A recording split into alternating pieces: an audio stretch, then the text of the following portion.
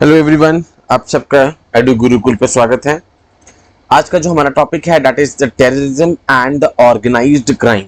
ठीक है कि क्या यहाँ पर दोनों के बीच में लिंक है, टेररिज्म पे और ऑर्गेनाइज्ड क्राइम के बीच में। ठीक है, टेररिज्म का एक बेसिक अगर मैं डेफिनेशन दूं तो एक तरीके से ये एक एक्ट ऑफ वायलेंस ही है। ठीक है, अब ये एक्ट ऑफ वायलेंस जो है यहाँ पर इसको किस तरीके से यूज किया जाता है, क्या इनके ऑब्जेक्टिव्स होते हैं, social objective, political objective, economic objectives, अलग अलग इनके ऑब्जेक्टिव होते हैं। बट ओवरऑल अगर मैं इसका मोटिव लेकर आऊं तो it is an act of violence only.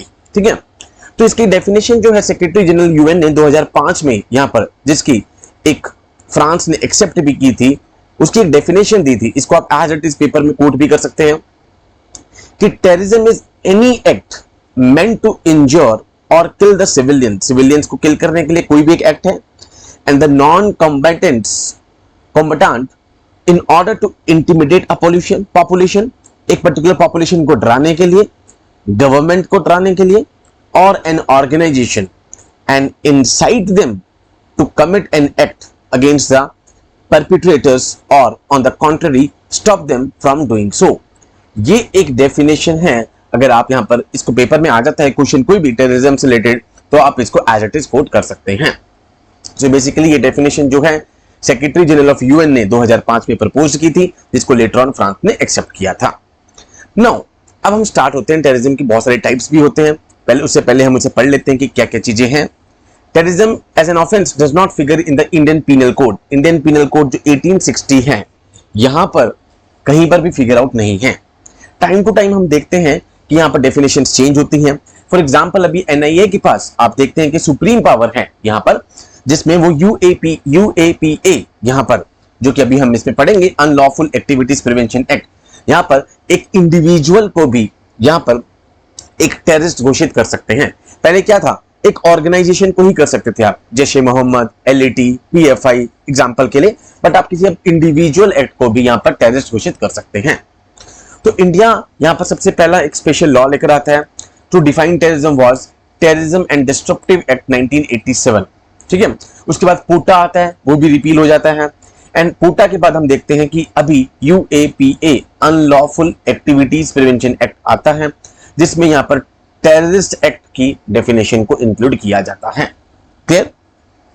अब depending on the objectives of the group, जो नेचर ऑफ टेररिज्म है वो डिफर कर सकता है। बहुत तरह के आपके पास टेररिज्म आते हैं। आपके पास एथनो नेशनलिस्ट टेररिज्म आता है। ठीक है, इसका बेस्ट एग्जांपल आप लिटी का ले सकते हैं।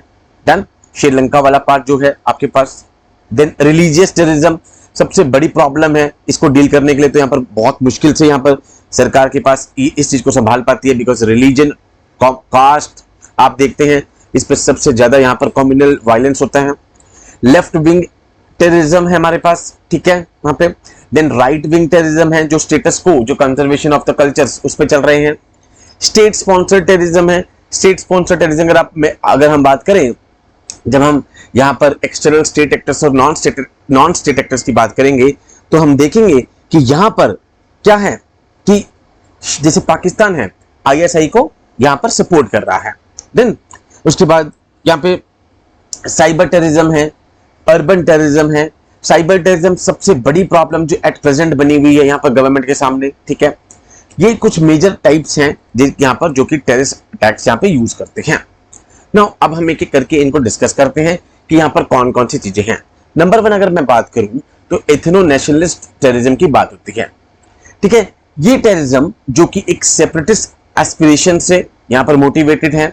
ये बेसिकली सेकेंड वर्ल्ड वॉर के बाद यहाँ पे प्रोमिनेंट हुआ। ठीक है, and dominated the terrorist agenda around the world for more than 50 years until the religious terrorism. जब तक रिलीजियस टेररिज्म नहीं आया तब तक हम देखते हैं कि जो एथनो नेशनलिस्ट टेररिज्म है ये यहां पर रहता है। ठीक है, अब एथनिक टेररिज्म क्या है? एक तरीके से वायलेंस है, deliberate violence by the ethnic group to advance its cause. अपने कॉज को यहां पर बढ़ाने के लिए एक पर्टिकुलर एथनिक ग्रुप जो है यहां पर वो चीज वायलेंस क्रिएट कर रहा है। एंड यूजुअली क्या कर रहा है, या तो सेपरेट स्टेट क्रिएट करवाने की कोशिश कर रहा है। ठीक है, तमिल्स वाला आपने देखा होगा, या फिर वहां पे जो एक पर्टिकुलर ग्रुप है, एथनिक ग्रुप, उसका स्टेटस एलिवेट करने की कोशिश कर रहा है। ठीक है, जैसे आप देखते हैं इंडिया श्रीलंका तमिल इशू हरदम रहता है, तो एक तरीके से श्रीलंका में इशू रहता है। उसके बाद सेपरेटिस्ट पॉलिसीज अगर आप देखेंगे, इसके बाद हम नॉर्थ ईस्ट करेंगे, तो जो इंसर्जेंट ग्रुप है नॉर्थ ईस्ट इंडिया में, ये सबसे बेस्ट एग्जांपल है यहां पर इन एक्टिविटीज के।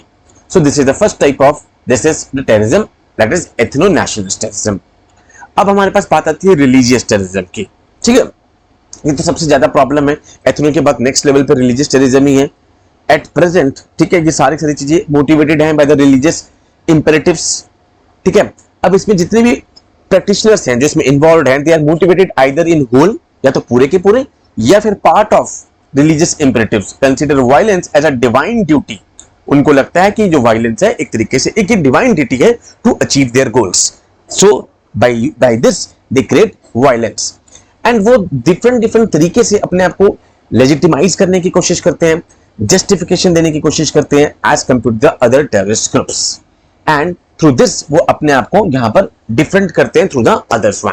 सो this is the religious terrorism. उसके बाद आता है लेफ्ट विंग, हम सबने पढ़ा था the left extreme one, leftist ideologies, ठीक है, मोइज्म, माओजेडोंग, चाइना वाला पार्ट। तो एक तरीके से क्या कर रहे हैं, ये रूलिंग जो एलीट है, there is a violence against ruling elite mostly by the peasant class. जो भी पीजेंट क्लास है जनरली ये यहां पर ये कर रही है, what is called the leftist ideology, ठीक है। उनको लगता है, they believe that all the existing social relation and the state structure, ये हमने लेफ्ट विंग एक्सट्रीमिज्म में पढ़ा भी था कि उनको लगता है कि जो एट प्रेजेंट स्टेट स्ट्रक्चर है एक तरीके से यहां पर वो बहुत ही एक्सप्लॉइटेटिव कैरेक्टर का है, एंड उनको लगता है कि वायलेंट तरीके से ही आप कोई रेवोल्यूशनरी चेंज लेकर आ सकते हो, अदरवाइज आप चेंज नहीं लेकर आ सकते। So that is one of the like theory of this. तो जो माओइस्ट ग्रुप है नेपाल में, इंडिया में, they all are identified very close groups, ठीक है। ये सब एक बहुत क्लोज ग्रुप्स हैं इस चीज की, that is called a left wing terrorism. Now the right wing terrorism.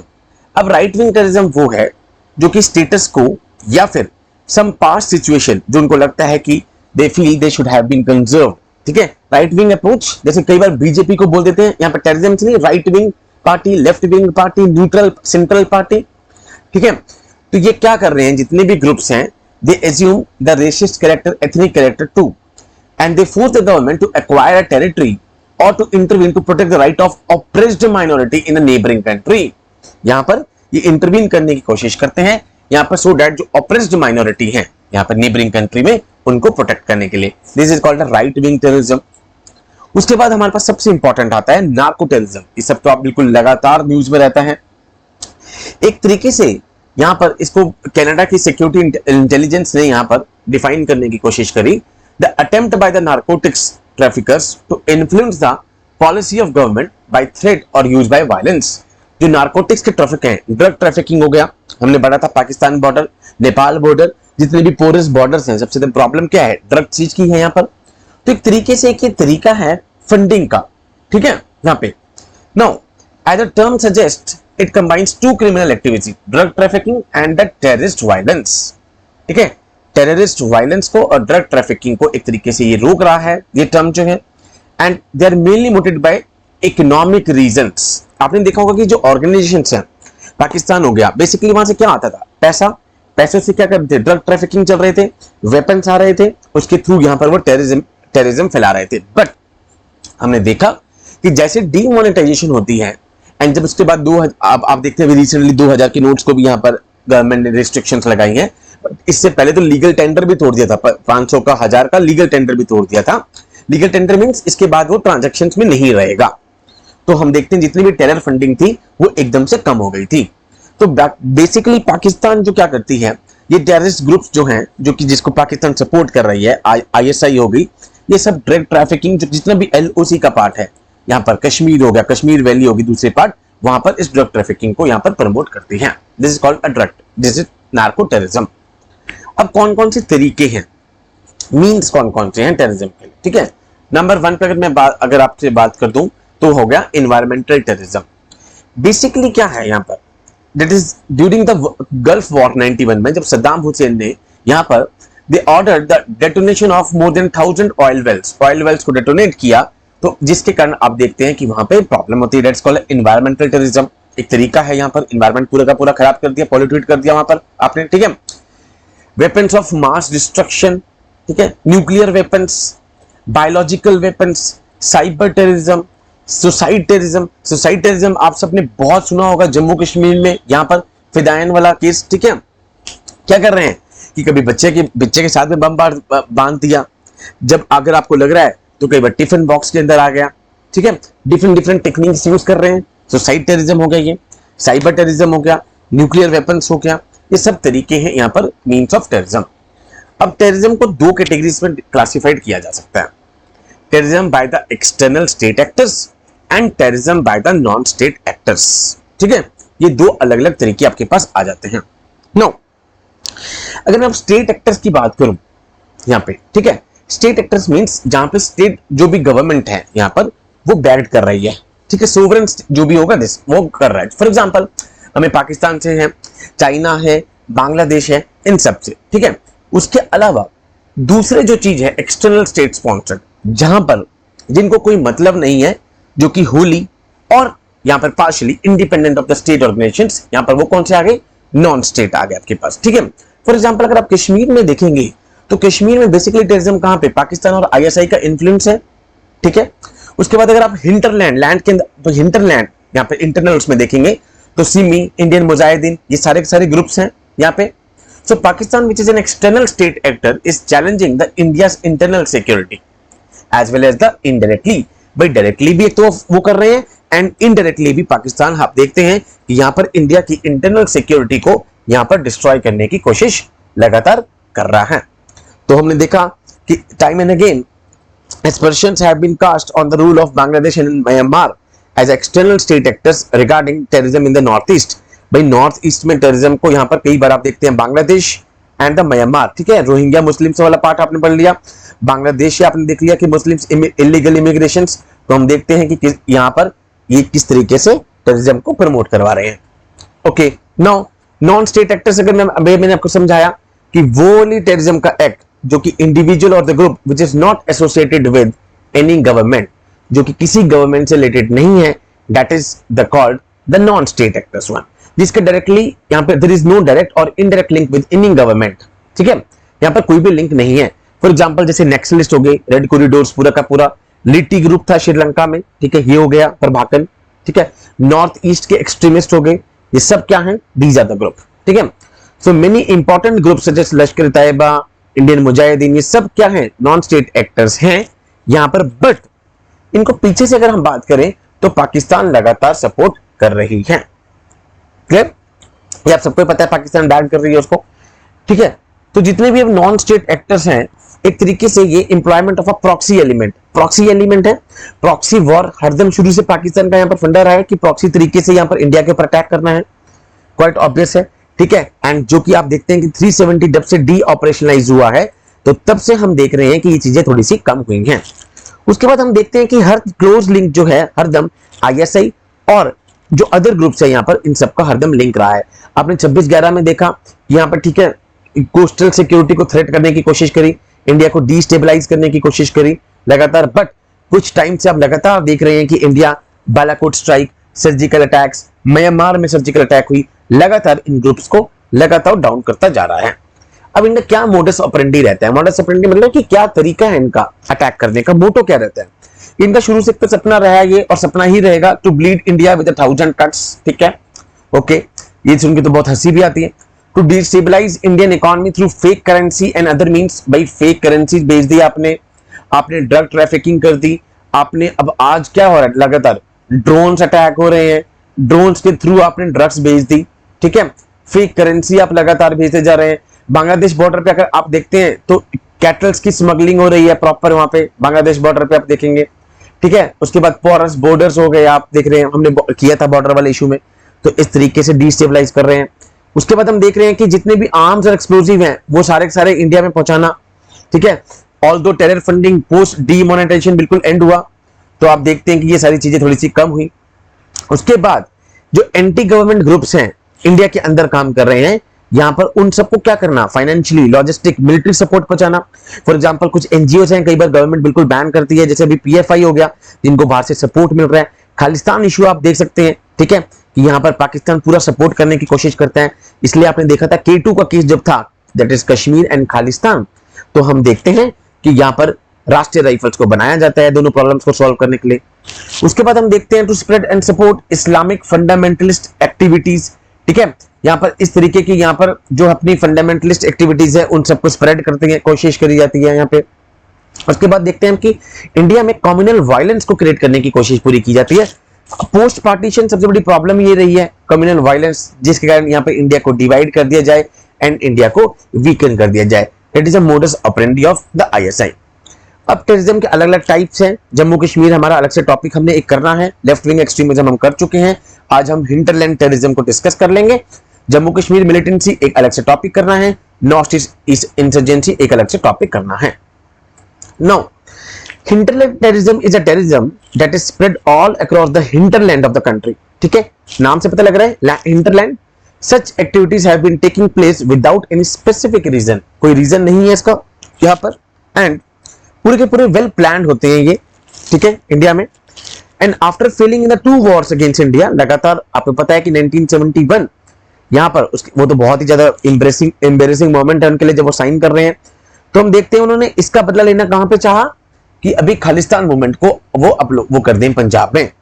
तो पाकिस्तान ने क्या अडॉप्ट किया यहाँ पे, सब कन्वेंशनल वॉर और द प्रॉक्सी वॉर। भाई प्रॉक्सी वॉर के थ्रू हम इन टेररिस्ट एक्टिविटीज को सपोर्ट करें, ठीक है। लगातार सोचते हम इंडिया को 1000 कट्स में यहाँ पे ब्लीड करते हैं, जो कि सपना पूरा कभी नहीं होना है उनका। उसके बाद हम देखते हैं कि एट प्रेजेंट जितनी भी मैंने आपको बताया टेररिज्म की सीड्स हैं, ये सारी कब हुई हुई हैं। खालिस्तान मूवमेंट 80s में, ठीक है। उसके बाद आपको पता है कि वहां पर डीजीपी गिल थे, ठीक है। यहाँ पे प्रॉब्लम थोड़ी बहुत ठीक भी हुई, बट उसके बाद हम देखते हैं लगातार यहाँ पर पाकिस्तान सपोर्ट करता आया है। एंड उसके बाद K2 के लिए हमने देखा कि हमारे पास क्या बनता है, दैट इज दिस राष्ट्रीय राइफल्स, ठीक है। नाउ उसके बाद हम देखते हैं कि अभी तक एट प्रेजेंट पीओके वाले पार्ट में जितने भी ग्रुप्स हैं, ISI, LET, जैश ए मोहम्मद, हिजबुल मुजाहिदीन, ये लगातार वहां के लोगों को ट्रेन करने की कोशिश करते हैं, इंस्पायर करने की कोशिश करते हैं, सो दैट वो एंटी इंडिया एक्टिविटीज उठाएं, यहाँ पर एक्टिविटीज करें, वायलेंस क्रिएट करें। बट हमने देखा कि पोस्ट 5 अगस्त 2019 ये सारी चीजें कम हुई हैं, ठीक है। उसके बाद सिमी फॉर्म्ड हुआ 1977 में, ठीक है, जिसका यहाँ पर मोटिव क्या था कि इंडियन मुस्लिम्स को यहाँ पर जो है वेस्टर्न इन्फ्लुएंस से यहाँ पर लिबरेट करना, ठीक है, and make them follow Islamic code. भाई वो इस्लामिक कोड को माने एंड यहाँ से दूर हो जाएं, ये उनका मोटिव था। उसके बाद हम देखते हैं धीरे धीरे करके सिमी एक बहुत तगड़ा मिलिटेंट एक्सट्रीमिस्ट ग्रुप ही बन जाता है, ठीक है। एंड उसके बाद हम देखते हैं फाइनली UAPA 2001 में उसको यहाँ पर बैन भी कर दिया जाता है। हम देखते हैं कि UAPA एक्ट सबसे पावरफुल एक्ट बना हुआ है, एट प्रेजेंट भी बना हुआ है, एंड एट प्रेजेंट तो हम कहें अगर after this Modi government NIA को यहाँ पर एक्सट्रीम पावर्स भी दे दी गई हैं यहाँ पर, सो दैट वो यहाँ पर किसी भी ऑर्गेनाइजेशन को या फिर किसी इंडिविजुअल को यहाँ पर वो क्या करें, यहाँ पर टेररिस्ट घोषित कर सकते हैं। That is the main aim of this. Then अब ISI ने इससे पहले भी पूरा एडवांटेज उठाया इस कम्युनल इंसिडेंट्स का। उनको पता है कि अयोध्या में इश्यूज चलते रहे थे, गुजरात में हिंदू मुस्लिम इश्यूज चलते रहे थे, तो इन कम्युनल सेंटिमेंट्स को हरदम वो यूज करके यहाँ पर क्या करता रहा है, मोबिलाइज कराता रहा है, रिक्रूट करता रहा है, रेडिकलाइज करता रहा है लोगों को, ठीक है। बट आफ्टर दिस 370D ऑपरेशनाइजेशन हम देखते हैं लगातार ये इश्यूज कम होते जा रहे हैं, ठीक है। उसके बाद हमने देखा 2006-7 ये मस्जिद में बॉम्ब ब्लास्ट, मालेगांव अभी तक चल रहा था, समझौता एक्सप्रेस, ये सब हम देखते हैं जिसमें उन्होंने यहाँ पे रेडिकलाइज करके यहाँ पर यूथ्स को यूज करना चाहा। हरकत उल इस्लामी हुजी बांग्लादेश का बहुत सारी टेररिस्ट एक्टिविटीज में इन्वॉल्व रहा है यहाँ पर, ठीक है। एंड हम देखते हैं कि हिंटरलैंड जो टेररिज्म है कई बार जो नेबरिंग कंट्री है उनसे सपोर्ट भी मिल जाता है। जैसे हम देखा म्यांमार वाले पार्ट में हमने देखा, बांग्लादेश वाले पार्ट में हम देख रहे हैं, उसके बाद हम देख रहे हैं पाकिस्तान वाले पार्ट में, तो वहां से इसका नाम दैट इज ट्रांसनेशनल टेररिज्म, ठीक है। भाई वहां से वो भी इनको सपोर्ट कर रहे हैं। तो हम देखते हैं कि यहाँ पर ये टेररिस्ट क्या कर रहे हैं, उनको प्रॉपर इंफ्रास्ट्रक्चर, ट्रेनिंग, वेपन दे रहे हैं, ठीक है। सो this is a hinterland terrorism. अब हमारा हिंटरलैंड टेररिज्म के बाद अगर हम कहें तो मोटा मोटा हमारे पास जम्मू कश्मीर की मिलिटेंसी बची हुई है, एंड उसके बाद हमारे पास नॉर्थ ईस्ट की इंसर्जेंसी बची हुई है। इनको हम अलग से डिस्कस करेंगे यहाँ पे, सो दैट ये भी हमारा टॉपिक आराम से खत्म हो जाए। ऑलमोस्ट हमारे मोटे मोटे टॉपिक हो गए हैं। उसके बाद साइबर अटैक्स वाला हमारे पास टॉपिक बचा हुआ है, एंड उसके बाद आई वुड लव कि आपको UAPA के बारे में भी ढंग से पढ़ा दिया जाए। आफ्स्पा में पढ़ा चुका हूं, एंड इसके बाद हम डिस्कस कर सकते हैं UAPA। So with these words, I conclude my session. Jai Hind to all.